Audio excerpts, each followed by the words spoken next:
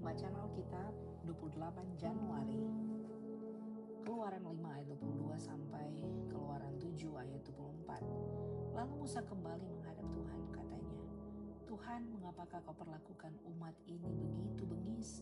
Mengapa pula aku yang kau utus? Sebab sejak aku pergi menghadap Firaun untuk berbicara atas namamu, dengan jahat diperlakukannya umat ini, dan engkau tidak melepaskan umatmu sama sekali. Tapi Tuhan berfirman kepada Musa, sekarang engkau akan melihat apa yang akan kulakukan kepada Firaun. Sebab dipaksa oleh tangan yang kuat, ia akan membiarkan mereka pergi. Ya, dipaksa oleh tangan yang kuat, ia akan mengusir mereka dari negerinya. Selanjutnya berfirmanlah Allah kepada Musa, Akulah Tuhan. Aku telah menampakkan diri kepada Abraham, Ishak dan Yakub sebagai Allah yang Maha Kuasa. Tetapi dengan namaku, Tuhan, aku belum menyatakan diri. Bukan saja aku telah mengatakan perjanjianku dengan mereka untuk memberikan kepada mereka tanah Kanaan, tempat mereka tinggal sebagai orang asing.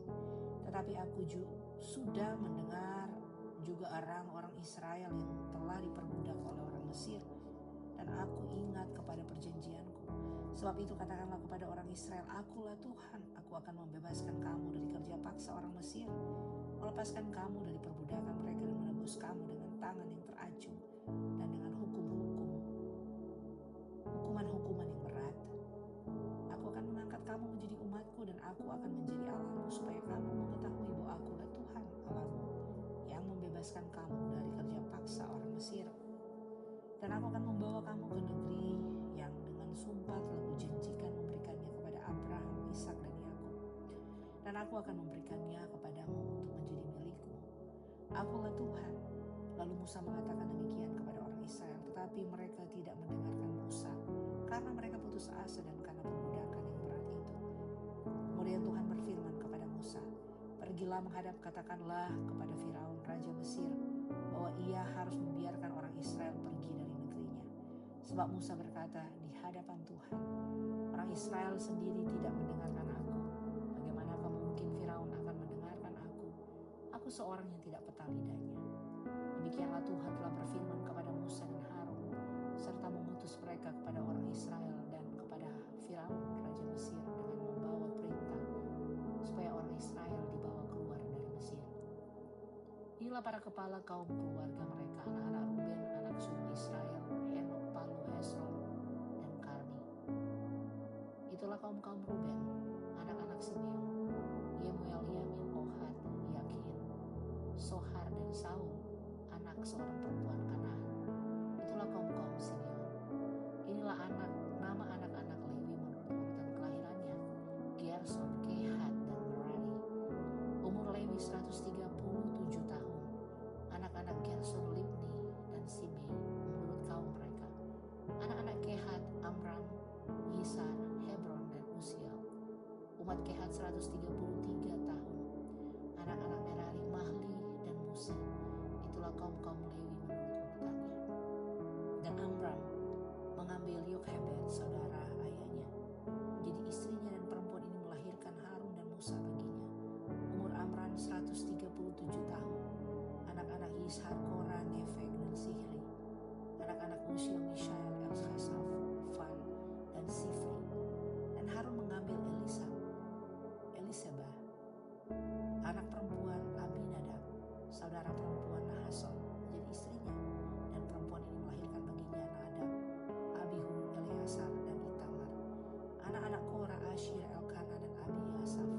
Itulah kaum orang Korah.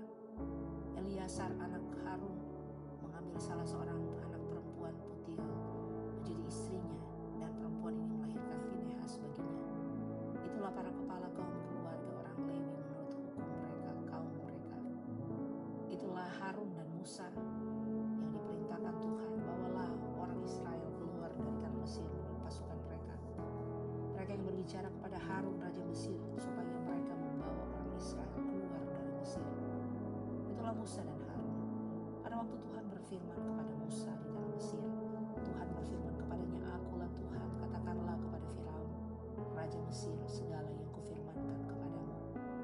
Tetapi Musa berkata di hadapan Tuhan, bukankah aku ini seorang yang tidak peta lidahnya? Bagaimanakah mungkin Firaun akan mendengarkan aku? Berfirmanlah Tuhan kepada Musa, lihat, aku mengangkat engkau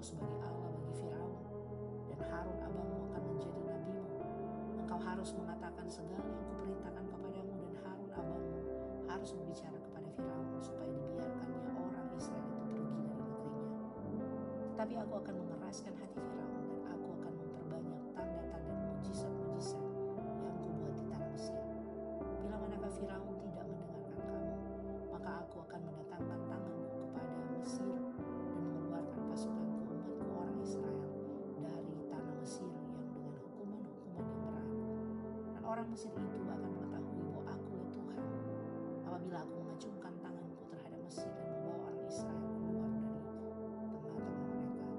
Demikianlah diperbuat Musa dan Harun, seperti yang diperintahkan Tuhan kepada mereka, demikianlah diperbuat mereka. Adapun Musa 80 tahun umurnya dan Harun 83 tahun ketika mereka berbicara kepada Firaun. Dan Tuhan berfirman kepada Musa dan Harun, apabila Firaun berkata kepadamu, tunjukkanlah suatu mujizat, maka haruslah kau katakan kepada Harun, ambillah tongkatmu dan lemparkanlah itu di depan Musa, maka tongkat itu akan menjadi ular. Musa dan Harun pergi menghadap Firaun, lalu mereka berbuat seperti yang diperintahkan Tuhan. Harun melemparkan tongkatnya di depan Firaun dan para pegawainya, maka tongkat itu menjadi ular. Kemudian Firaun pun memanggil orang-orang berilmu dan ahli-ahli sihir, dan mereka pun ahli-ahli Mesir itu membuat yang demikian juga dengan ilmu mantra mereka. Masing-masing mereka melemparkan tongkatnya, dan tongkat-tongkat itu menjadi ular. Tetapi tongkat Harun menelan tongkat-tongkat mereka. Tetapi hati Firaun berkeras sehingga tidak mau mendengarkan mereka keduanya, seperti yang telah difirmankan Tuhan. Berfirmanlah Tuhan kepada Musa, Firaun berkeras hati yang menolak membiarkan bangsa itu pergi. Pergilah kepada Firaun pada waktu pagi, pada waktu biasanya ia keluar ke sungai. Nantikanlah dia di tepi sungai Nil dengan memegang di tanganmu tongkat yang tadinya berubah menjadi ular, dan katakanlah kepadanya, Tuhan Allah orang Ibrani telah mengutus aku kepadamu untuk mengatakan, biarkanlah umatku pergi supaya mereka beribadah kepadaku di padang gurun. Meskipun begitu sampai sekarang engkau tidak mau mendengarkan. Sebab itu beginilah firman Tuhan, dari hal yang berikut akan kau ketahui bahwa akulah Tuhan. Lihat, dengan tongkat yang di tanganku ini akan kupukul air yang di sungai Nil, dan air itu akan berubah menjadi darah. Dan ikan yang dalam sungai Nil akan mati, sehingga sungai Nil akan berbau busuk. Maka orang Mesir akan segan meminum air dari sungai Nil ini. Tuhan berfirman kepada Musa, katakanlah kepada Harun, ambillah tongkatmu, ulurkanlah tanganmu ke atas segala air orang Mesir, ke atas sungai, selokan, kolam, dan ke atas segala kumpulan air yang ada pada mereka, supaya semua menjadi darah. Dan akan ada darah di seluruh tanah Mesir, bahkan dalam wadah kayu dan wadah batu. Demikianlah Musa dan Harun berbuat seperti yang difirmankan Tuhan. Diangkatnyalah tongkat itu dan dipukulkannya kepada air yang di sungai Nil, di depan mata Firaun dan pegawai-pegawainya. Maka seluruh air yang di sungai Nil berubah menjadi darah. Matilah ikan di sungai Nil, sehingga sungai Nil itu berbau busuk, dan orang Mesir tidak dapat meminum air dari sungai Nil. Dan di seluruh tanah Mesir ada darah. Tapi para ahli Mesir membuat yang demikian juga dengan ilmu-ilmu mantra mereka, sehingga hati Firaun berkeras dan ia tidak mau mendengarkan mereka keduanya, seperti yang telah difirmankan Tuhan. Firaun berpaling lalu masuk ke istananya dan tidak mau memperhatikan hal itu juga. Tapi semua orang Mesir menggali-gali di sekitar sungai Nil mencari air untuk diminum, sebab mereka tidak dapat meminum air sungai Nil. Pembacaan dari Perjanjian Baru. Matius 18 ayat 23 sampai 19 ayat 12. Sebab hal kerajaan sorga seumpama seorang raja yang hendak mengadakan perhitungan dengan hamba-hambanya. Setelah ia mulai mengadakan perhitungan itu, dihadapkanlah kepada seorang yang berhutang 10.000 talenta. Tetapi karena orang itu tidak mampu melunaskan hutangnya, raja itu memerintahkan supaya ia dijual beserta anak, istrinya, dan segala miliknya untuk membayar hutangnya. Maka sujudlah hamba itu menyembah dia, katanya, sabarlah dahulu, segala hutangku akan kulunaskan.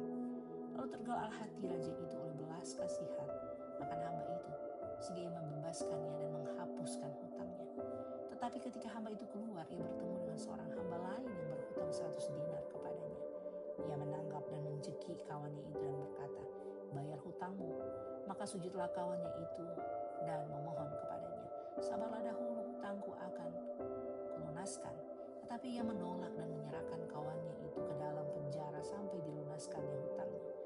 Melihat itu kawan-kawannya yang lain sangat sedih, lalu menyampaikan segala yang terjadi kepada tuan mereka. Raja itu menyuruh memanggil orang itu dan berkata kepadanya, "Hai hamba yang jahat, seluruh hutangmu telah kuhapuskan karena engkau memohonkan kepadaku. Bukankah engkau pun harus mengasihani kawanmu seperti aku telah mengasihani engkau?" Maka marahlah tuannya itu dan menyerahkannya kepada algojo-algojo sampai ia melunaskan seluruh hutangnya. Maka Bapakku yang di sorga akan berbuat demikian juga terhadap kamu, apabila kamu masing-masing tidak mengampuni saudaramu dengan segenap hatimu.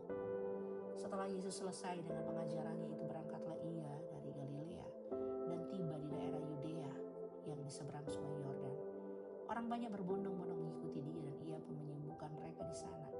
Maka datanglah orang-orang Farisi kepadanya untuk mencobai dia. Mereka bertanya, apakah diperbolehkan orang menceraikan istrinya? Dengan alasan apa saja? Jawab Yesus, tidakkah kamu baca bahwa Ia yang menciptakan manusia sejak semula menjadikan mereka laki-laki dan perempuan? Dan firman-Nya, sebab itu laki-laki akan meninggalkan ayah dan ibunya dan bersatu dengan istrinya, sehingga keduanya itu menjadi satu daging. Demikianlah mereka bukan lagi dua, melainkan satu. Karena itu, apa yang telah dipersatukan Allah tidak boleh diceraikan manusia. Karena kata mereka kepadanya, jika demikian, apakah sebabnya Musa memerintahkan untuk memberikan surat cerai jika orang menceraikan istrinya? Kata Yesus kepada mereka, karena ketegaran hatimu, Musa mengizinkan kamu menceraikan istrimu, tetapi sejak semula tidaklah demikian. Tetapi aku berkata kepadamu, barang siapa menceraikan istrinya kecuali karena zina, lalu kawin dengan perempuan lain, ia berbuat zina. Murid-murid itu berkata kepadanya, jika demikian halnya, hubungan antara suami istri lebih baik jangan kawin. Akan tetapi, ia berkata kepada mereka, tidak semua orang dapat mengerti perkataan itu. Hanya mereka yang dikaruniai saja. Ada orang yang tidak dapat kawin karena ia memang lahir demikian dari rahim ibunya. Dan ada orang yang dijadikan demikian oleh orang lain. Dan ada orang yang membuat dirinya demikian karena kemauannya sendiri oleh karena kerajaan sorga. Siapa yang dapat mengerti kehendaknya, ia mengerti. Pembacaan dari Mazmur 23 ayat 1 sampai 6. Tuhan adalah gembalaku, takkan kekurangan aku. Ia membaringkan aku di padang yang berumput hijau. Ia membimbing aku ke air yang tenang. Ia menyegarkan jiwaku. Ia menuntun aku di jalan yang benar oleh karena namanya. Sekalipun aku berjalan dalam lembah kekelaman, aku tidak takut bahaya, sebab engkau besertaku. Gadamu dan tongkatmu itulah yang menghibur aku.